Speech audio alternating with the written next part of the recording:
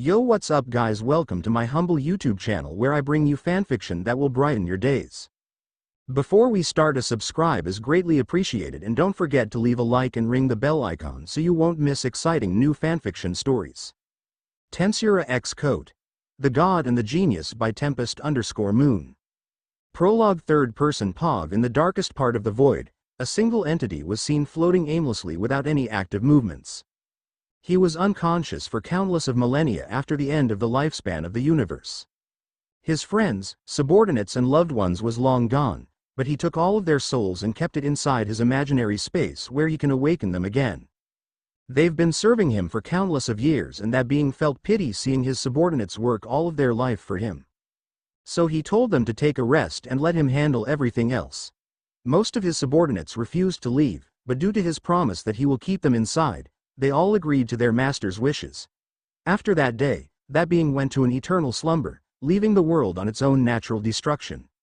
During that time, new worlds and universe was born, but no one knows about the great being who were once worshipped by all. Now, after a countless millennia of sleep, that great being was slowly showing movements. His eyes are starting to show life, and the one person who was always by his side cannot hide her joy.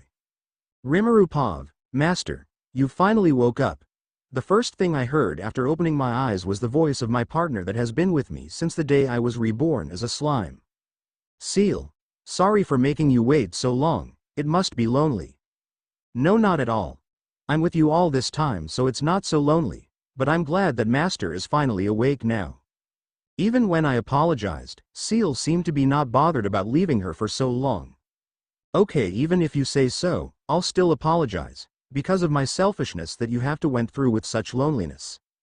Master should not feel sorry about it. I live in order to grant Master's wishes. I serve no purpose without Master. I felt happiness through her words that I quite longed for in such a long time. After my subordinates left me to rest within me, I went through a phase of grief which caused me to lose interest in things. I want to forget those feelings, so I asked Seal to put me into eternal sleep until I no longer have those lingering feelings, which she did without any complaints. Thank you, Seal. Let's forget that now and move on. For now, mind telling me what have you been up to? Okay, Master. During your sleep I've watched thousands of worlds come and go, and I've witnessed different events in the universe which was fascinating enough for me to analyze. I'm relieved that Seal was having fun even when I'm not here. It gave me a sense of calmness after hearing that. I see. That's good for you, Seal. So is there anything particular that we can enjoy right now? I want to enjoy life again. If that's what Master wants, I found a world we can explore. A world we can explore? That's interesting. Excitement filled my mind. It was a long time since I went traveling through worlds with Seal. Might as well try it again.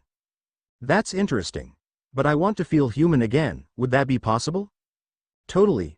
Anything can happen if Master wishes for it. I'll prepare a body for you to reincarnate in a world similar to your previous one. A body, huh? Seal, what about my powers? Wouldn't that be too much if I went to a mortal realm? It will be. But Master should not worry. With the body I am currently preparing, it would be able to store a fragment of your soul which will have your memories. Your original one will be stored inside the imaginary space for protection. So that's what happening asterisk. That's a good idea. With that I can act like everyone else. Do it, Seal. I want to have some fun. With this, I can interact with people again. Gonna be so much fun. Understood. Preparation for a body is now successful. It's already done, huh? What should do first after? Guess try to make some friends, especially with girls. Foo.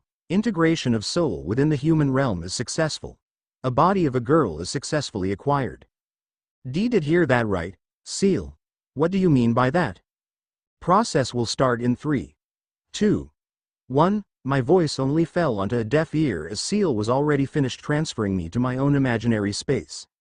A part of me was sent to a world with who knows what will happen to it. Well, I guess it's kind of my fault for thinking that out loud. Somewhere in US, Yua. A voice of an infant reverberated to a room filled with different people. Their looks toward the baby was empty and devoid by feelings.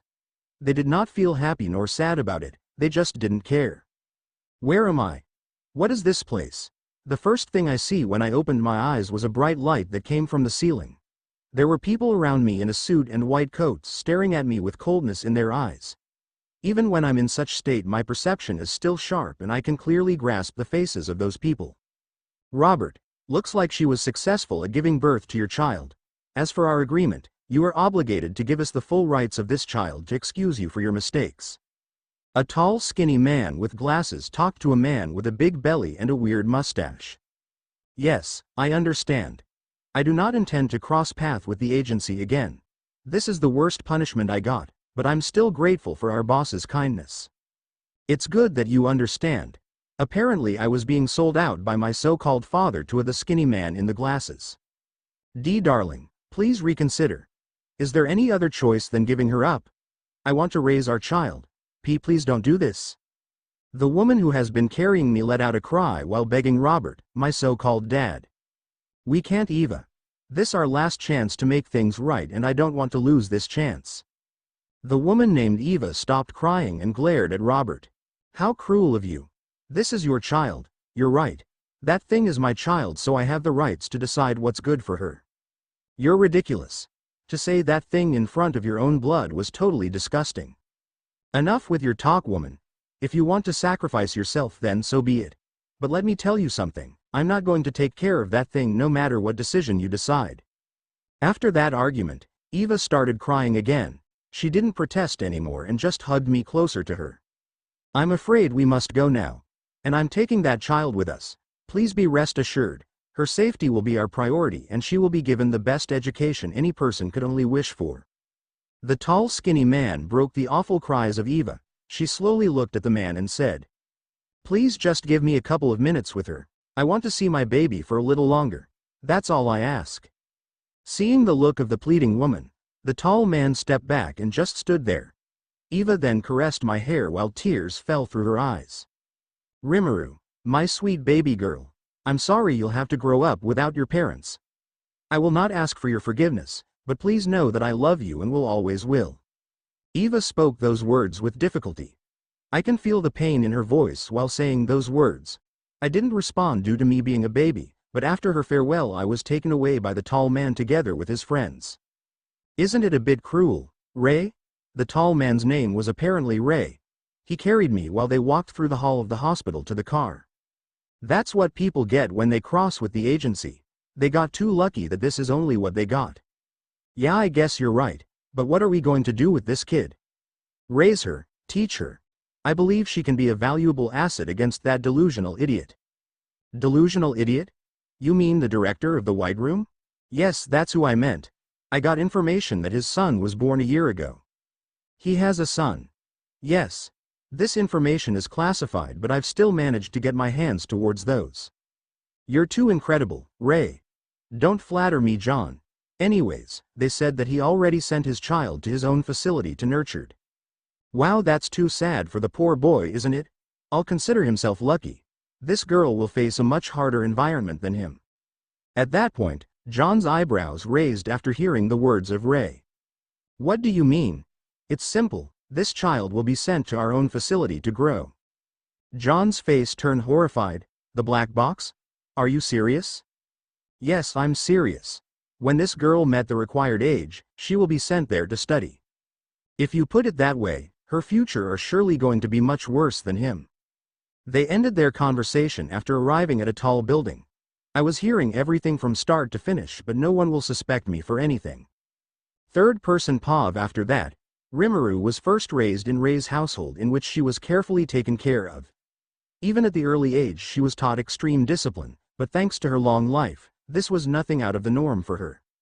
She was sent to the black box at the age of 4, where she was taught advanced level education which no normal child would possibly be able to understand. But Ray found out that she was a genius due to her abilities and decided to take much harsher training for her. Martial arts, advanced physics, math and all subjects was taught to her. When she got 14, Rimuru was called by Ray and told her that she will attend a high school in which she will learn to socialize with other people. Ray-sensei, why should I go there? I like it here. It's been decided, Rimuru. You will be attending there for 3 years. Take that time to learn more about human nature and report back at me about your findings. But am I 1 year younger to enter a high school? That won't be a problem. With your natural talent, You can just fit fine in high school. Don't worry about your admission, I'll handle everything else. Hi. Fine, I'll do it. The students here are no match for me after all. Ha ha ha. That's what I like to hear. She was then sent to a popular high school in Japan. The name of the school is Advanced Nurturing High School and it was funded by the government. Only high-class students was able to enter this school and the rules and regulations are much different than normal schools.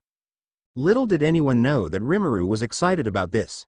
She was happy to be able to be free again after those 14 years of pain in the ass. Ends. I hope you won't disappoint me. Foo.